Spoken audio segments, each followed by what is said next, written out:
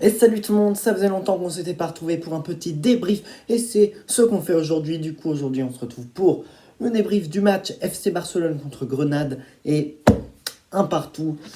Bah forcément on est déçus, hein. On s'attendait à mieux, mais bon, il n'y a pas eu que des mauvaises choses dans ce match, c'est sûr, mais c'était pas non plus un meilleur match de la saison, bien évidemment. Et puis maintenant, on s'est dit, ah tiens, on fait des bons résultats par-ci, on fait des bons résultats par-là. Du coup, on peut gagner contre Grenade, mais non. Parce que on a des joueurs qui sont pas au niveau, on a des joueurs qui sont pas intelligents tactiquement, et du coup, forcément, ça se ressent sur les résultats. Et du coup, on va revenir sur ça aujourd'hui. Ouais, mais du coup, comme je dis, il n'y a pas que... Il n'y a pas que eu des mauvais joueurs, bien sûr, il y a eu des très bons joueurs.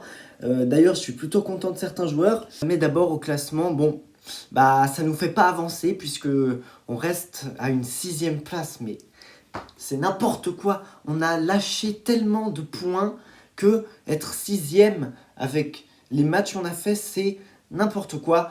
Contre les petites équipes, c'est frustrant. Voilà, la définition parfaite des matchs du Barça, c'est frustrant. Parce que on se fait égaliser à la 89e, à la 95e par exemple contre le Celta Vigo.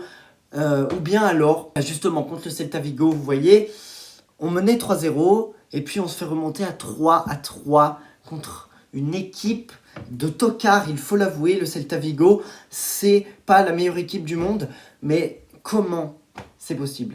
Du coup, on n'avance pas au classement. Ça se trouve, le Real Betis, ils vont passer devant nous. Je dois vous avouer que j'ai pas été regarder le résultat du match parce que j'ai trop peur. Et du coup, dans les joueurs cool, il y a Dani Alves qui nous a fait un très bon match.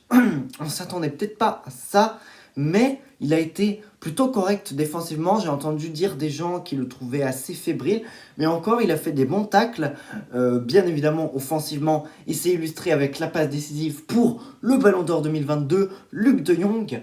Magnifique but. Bon, j'avoue que le gardien est un peu bizarre, mais écoutez, c'est Luc de Jong. On ne peut pas arrêter ses tirs, à part la barre transversale, bien sûr. Mais Dani Alves, il a fait un très très bon match. Et justement, en parlant de Luc de Jong, c'est dans mes joueurs cool parce que il a marqué. Et puis, il commence enfin à faire des performances correctes. Il y avait, je sais pas combien de matchs entre le match contre le Levante où il a marqué et le match contre Mallorca qu'il a marqué. Mais depuis qu'il a marqué contre Mallorca et qu'il a fait sa bicyclette là, qui a failli être le but de l'année en Liga, et je sais pas pourquoi, il est devenu trop fort. C'est n'importe quoi, Luc de Jong.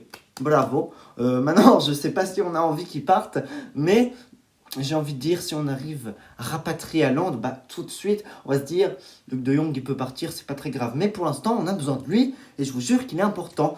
Et le troisième joueur que je trouvais très très bon, c'est bien sûr Marc-André Ter Stegen, auteur de quelques belles parades. On va pas se mentir, il a fait des beaux arrêts, mais il a quand même fait quelques dégagements dans l'axe qui sont, on va le dire, les mêmes que j'ai l'impression depuis longtemps. Bien sûr, Marc-André Ter Stegen, comme tous ces joueurs, depuis qu'on se prend des remontadas, ils sont plus en forme. Mais vous voyez, Marc-André Ter Stegen, j'ai l'impression que ça fait depuis le match contre le Bayern, il nous fait tout le temps des dégagements dans l'axe qui se terminent en action pour l'adversaire. Et ça, c'est pas bon. Mais aujourd'hui, très très bon match de Marc-André Ter Stegen, comme contre Mallorca, comme contre je sais pas qui. Mais en tout cas, en ce moment, il est très bon.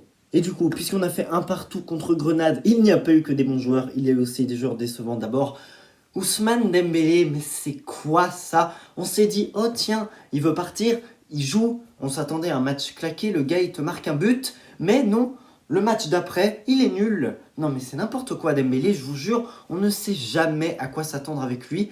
C'est un des joueurs les plus inconstants du monde actuellement, on peut le dire. Un coup il te marque un but et après il est inexistant, il rate presque tout, et c'est le cas de Dembélé aujourd'hui. On peut dire qu'il tente beaucoup, c'est pour ça qu'il a des déchets, mais là il l'a tenté et tout ce qu'il a tenté il l'a raté. Donc ça ne marche pas comme ça, hein, Dembouz. Autrement, le retour de Memphis Depay, j'avais des attentes hein, pour son retour. On sait qu'il y a eu l'histoire avec son compte Instagram, là où il a plus sa photo de profil. Du coup, on sait toujours pas pourquoi, hein, mais il a fait un match dégueulasse. Il était pas mieux que Luc de Jong, hein, puisque Luc de Jong a marqué.